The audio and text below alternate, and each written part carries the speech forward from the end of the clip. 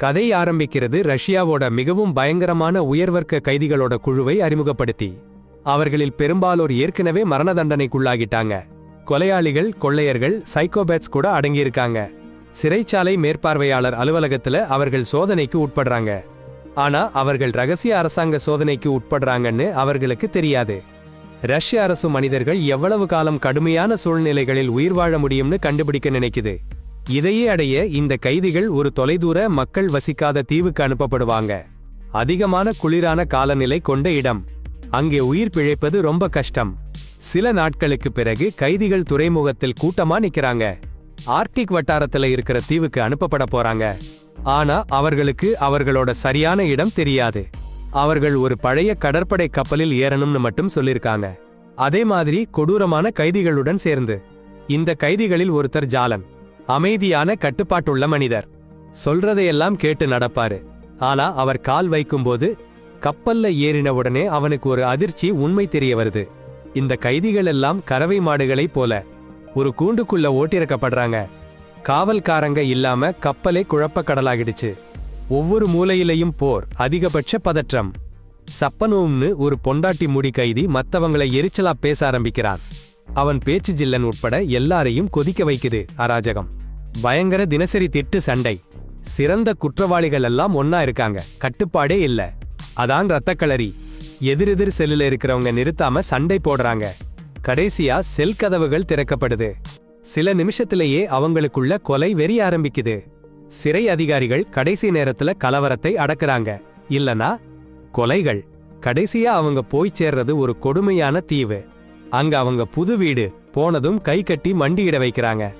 காவல்காரங்க போறதுக்கு சற்று நேரத்துல ரஷ்ய அரசாங்கத்தோட பிரதிநிதிகள் வந்து அவங்க வேலையை பத்தி விளக்குறாங்க. கைதிகளுக்கு தெரிய வர்றது என்னன்னா, இவங்க டெரனோவான்னு ஒரு சோதனை திட்டத்துல பங்கேற்க போறாங்க. அந்த திட்டத்துல 3 மாசம் அந்த தீவுல உயிர் பிழைக்கணும். அரசாங்கம் தடிமனான ஜாக்கெட், சாப்பாட்டு பொருள், சின்ன சின்ன குடில்கள்னு அடிப்படை தேவைகளை கொடுத்திருக்கு. ஆனா ஒரு முக்கியமான விஷயம், அந்த தீவுல காவல்காரங்க இருக்க மாட்டாங்க. சாட்டிலைட் மூலமா மட்டும்தான் கண்காணிப்பு. சூழ்நிலை ரொம்ப மோசமா இருந்தா மட்டும்தான் அதிகாரிகள் இடையேறுவாங்க. இந்த செய்தி கேட்டு கைதிகள் அமைதியா இருக்கல. அவங்க கடுமையான அரசாங்க சோதனைக்கு உட்படுத்தப்பட்ட சோதனை பொருட்களா நினைச்சு கொதிச்சு போயிட்டாங்க. ஒரு கைதி மோரியா ஒரு பெரிய கல்லை எடுத்து சீரிய போட்டு வீசுறாங்க. அந்த திடீர் தாக்குதலால சிறை அதிகாரிகள் எல்லாரும் சேர்ந்து இராணுவத்தாரையும் கூப்பிட்டு சண்டையே போட ஆரம்பிச்சிட்டாங்க. ஓடி போறதுக்கு முன்னாடி அவங்க ஒரு சின்ன படகு மட்டும் விட்டுட்டு போறாங்க, அவசரத்துக்குன்னு. அப்புறம் ஃபைனல் ஆக்ட்ல நூற்றுக்கணக்கான சாவிங்களை அந்த தீவுல வீசி எறிஞ்சாங்க. கை காலு கட்டப்பட்டிருக்கிற கைதிகளுக்கு தங்களை விடுவிச்சுக்க எடுத்துக்க சாவிங்க.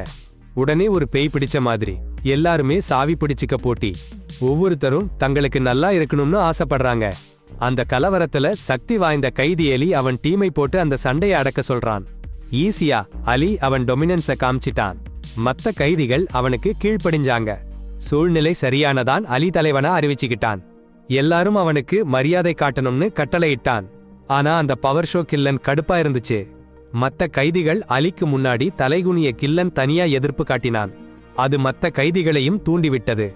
இன்னொரு பக்கம் சில கைதிகள் அந்த சின்ன படகுல ஏறி தொடர்பு சாதனம் இருக்கிற ஃப்ளோட்டிங் பாய்க்கு போறாங்க. ஜெயிலுக்கு தெரிவிக்க முக்கியமான சாதனம் அது. ஆனா அவங்க கோரிக்கை சொல்லல. அவங்க உதவி பண்ணினாங்க, அப்புறம் அழிச்சிட்டாங்க. கரையில கொஞ்ச நேரம் அவ்ளோ கலவரம். அல்லியும் அவன் கூட்டாளிகளும் சாகுற வரைக்கும். மீதி இருந்த கைதிகளும் அரசு விட்டு போன பொருட்களை பார்த்தாங்க. சீலாந்துக்கு தனியா ஒரு பிளான் இருந்துச்சு. அவனுக்கு தேவையான சாப்பாடு, தடிமனான கோட்டெல்லாம் தேடினான். அவன் கூட்டு கைதி போவனிக்கு ஒரு கத்திய கூட கொடுத்தான், பாதுகாப்புக்காக.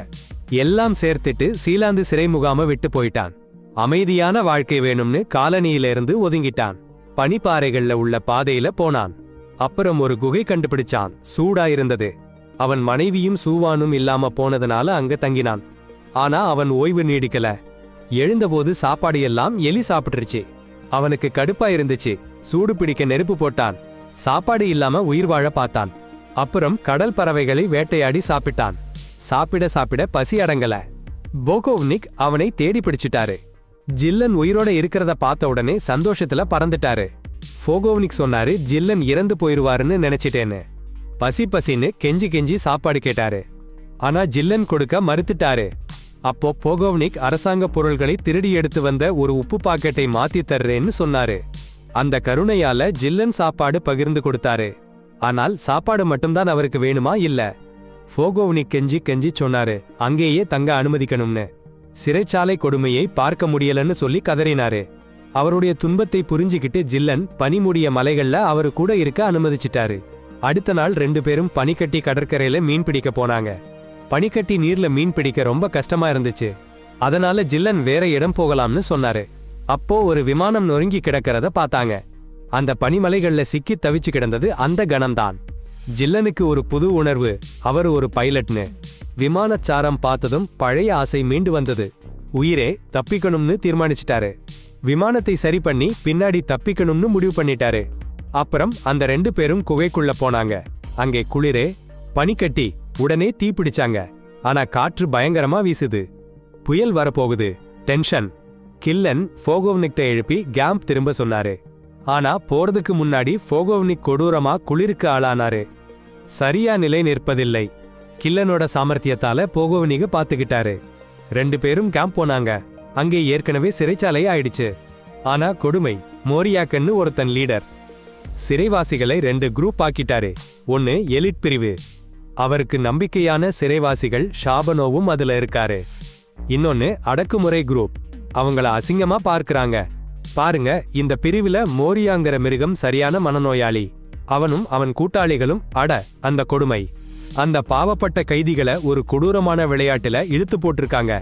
டெட் விஸ்பர்னு பேர். கொலை விளையாட்டு. தோத்து போறவங்களை கொன்னுப்புட்டு வெற்றி பெற்றவங்க சாப்பிடுவாங்க. அதான் விளையாட்டு. ஆமா, சாப்பிடுவாங்க கொடூரமா. அதே சமயம் எக்ஸிலினும் பொகோவ்னிகும் மைனஸ் முகாமோரத்துல சில பொருள்களை கண்டுபிடிச்சாங்க. எடுத்துட்டு போய் மலைக்கு போயிடலாம்னு திட்டம் போட்டாங்க. ஆனா பொகோவ்னிக் மைனஸ் சூடான சாப்பாட்டை பார்த்துட்டான். ஏதோ கைதிகள் கறிய சாப்பிட இருக்காங்கன்னு நினைச்சிட்டான்.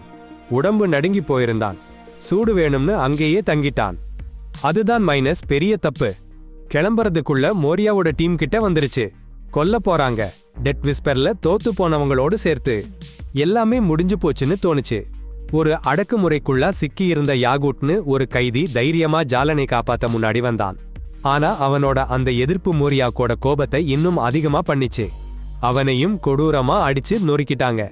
அப்புறம் அந்த கைதிகளை எல்லாம் அந்த அடக்குமுறை படையோட சேர வச்சுட்டாங்க. கைங்களை பின்னாடி கட்டி மோரியாக்கு சந்தோஷமா இருக்கிற மாதிரி ஒரு அபத்தமான அதிகப்படியான முகபாவனைகளோட நடக்க வச்சாங்க. மீண்டும் அந்த கைதிகளை அந்த கொடிய விளையாட்டுக்குள்ள தள்ளிட்டாங்க. யாருக்கும் எதிர்க்க துணியல. மோரியா எவ்வளவு இரக்கமில்லாதவன்னு அவங்களுக்கு தெரியும். விளையாட்ட ஆரம்பிச்சதும் பயந்த கைதிகள் உயிர் பிழைக்கிறதுல மட்டும் கவனமா இருந்தாங்க. ஒருத்தரா தோத்து காருண்யம் கேட்டு கெஞ்சினாங்க. அப்புறம் கொல்லப்பட்டாங்க. ஆனா இந்த கொடூரமான ஆட்சியில இரக்கத்துக்கு இடமில்லை. காட்டுக்குள்ள சட்டம்தான் ஆட்சி பண்ணுது. அந்த இரவு ஜிலேன் அந்த அடக்குமுறைக்குள்ள இருக்கிற கைதிகளை ஒன்று சேர்த்து எதிர்ப்பு காட்ட சொன்னான். இறந்தவங்களுக்கு மரியாதை கொடுத்து புதைக்கணும்னு, விலங்குகளை மாதிரி சாப்பிட விடக்கூடாதுன்னு அவன் நினைச்சான். ஜிலேன் மோரியாவோட அராஜகத்தை முடிவுக்கு கொண்டு வர தன்னோட கைதிகளோட எழுந்து நின்று போராடச் சொன்னான். அடுத்த நாள் சாதாரணமா ஷபனோவ் அந்த அடங்கிய கைதிகளை இன்னொரு ரவுண்டு டெட் விஸ்பர்ல கூப்பிட்டாரு. ஆனா அவருக்கு தெரியல ஜேலன் அவருடைய கூட்டாளிகள் அவங்க திட்டத்தை ஆரம்பிச்சிட்டாங்கன்னு. அந்த கலகம் மோரியாவை அவருடைய கோட்டையிலிருந்து வெளியே வர வச்சிடுச்சு. ஜீலேன் அந்த வாய்ப்பை பயன்படுத்தி அவருக்கு ஒரு ஆஃபர் கொடுத்தான். அவன் சொன்னான், கம்யூனிகேஷன் பாயை சரி பண்ணி அரசாங்கத்திட்ட உணவுப் பொருட்கள் கேட்க முடியும்னு. சரி, மோரியாவுக்கு சந்தேகம்தான். அதுவும் ஜீலேன் அந்த அடங்கிய கைதிகள்ல எதிர்ப்பு உணர்வை கிளறிவிட்டிருக்கான்னு அவருக்கு தெரியும். அவரை நம்ப வைக்க ஜீலேன் இன்னொரு ரகசியத்தை சொன்னான். ஒரு கைவிடப்பட்ட விமானம் அவனுக்கு கிடைச்சிருக்குன்னும் அதை சரி பண்ண போறேனும். சரி பண்ணினா மோரியா அந்த தீவுல இருந்து ஓடி போகலாம். அந்த ப்ரபோசல் அவருக்கு ரொம்ப பிடிச்சிருச்சு. மோரியா அந்த திட்டத்துக்கு சம்மதிச்சிட்டாரு. ஜீலேனும் அவருடைய குழுவும் அந்த பனிக்கடல்ல இருக்கிற பாய்க்கு போனாங்க. அது வரைக்கும் டெட் விஸ்பர் கேம் ஒத்தடைஞ்சு போச்சு. எல்லாரும் ஜீலேனோட வேலை முடியறதுக்காக ஆவலோட காத்திருந்தாங்க. ஆனா ஜீலேன் பாயில போய் சேர்ந்த உடனே அவனும் அவன் கூட்டாளிகளும். கடுமையான உண்மை, பொய், அந்த மிதவை சரி செய்யவே முடியாது. அரசாங்கத்திடம் இருந்து உதவி எதிர்பார்க்கவே முடியாது. அடங்கியிருந்த கைதிகள் உச்சகட்டத்தில இருந்தாங்க. யாகூட் தலைமையில் அவங்க கொடுங்கோல ஆட்சியாளர்கள் மேல கொடூரமான தாக்குதல், இரத்த வெள்ளம், நிறைய கைதிகள் இறந்துட்டாங்க. ஆனா மோரியா இன்னும் ஆட்சியில இருந்தான். ஜிலன் அவன் கூட்டாளிகள் வந்தாங்க. மோரியா நல்ல செய்தி எதிர்பார்த்தான். ஆனா ஜிலன் திடுக்கிட வைக்கிற மாதிரி சொன்னான். மிதவை சரி பண்ணிட்டோம், ராணுவ முகாம் தொடர்பு கொண்டோம், உணவு விரைவில் வரும். ஆனா மோரியா சும்மா இருக்க மாட்டான். பொய்னு உடனே புரிஞ்சுக்கிட்டான். அவன் என்னமோ பண்ண போறான்னு நினைச்ச நேரத்துல ஜெலனோட கூட்டாளி டோயா சரி பண்ண பயன்படுத்தின ஸ்க்ரூ டிரைவர் கையில பிடிச்சுக்கிட்டான். மோரியா ஜெலனை கேலி செஞ்சு சிரிக்கிறான். அந்த சந்தர்ப்பத்தை பயன்படுத்தி டோயா அந்த ஸ்க்ரூ டிரைவரை மோரியா உடம்புல குத்திட்டான். அவன் கொடுமையாட்சி முடிவுக்கு வந்தது. மோரியா இறந்துட்டான். ஆட்சி மாறிடுச்சு. ஜெலனும் அவன் கூட்டாளிகளும் இறுதி. சீரியஸா மீதி இருக்கிற எலிட் கைதிகளை ஒவ்வொன்னா அழிச்சுப்பிட்டாங்க. அடேங்கப்பா, அந்த கொடுமைக்கார ஆட்சி முழுசா கிழிஞ்சு போச்சு. அந்த கொடுமை காலம் போச்சு. மோரியா கூட்டாளிகளையும் வீழ்த்திட்டாங்க. ஜாலன் சொன்னான் மைனஸ் அரசாங்கத்தோட தொடர்பு வச்சுக்க முடியலன்னு. ஏன்னா அந்த மிஷின் முழுசா கெட்டு போச்சுன்னு. ஆமா, இப்ப எப்படி வாழ போறோம்னு தெரியலையே.